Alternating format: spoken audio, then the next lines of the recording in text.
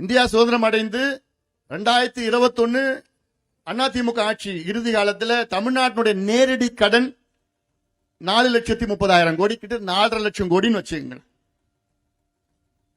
இப்ப இந்த 4.5 ஆண்டுல தமிழ்நாட்டினுடைய நேரடி கடன் எவ்வளவு தெரியுமா?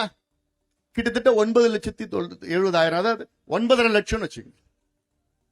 4.5 லட்சம் கோடியிலிருந்து 4.5 ஆண்டுகள்ல 9.5 லட்சம் கோடியாக கடன் வாங்கியிருக்கின்றார்கள் திமுக அரசு. இதுதான் நிர்வாக திறமையா?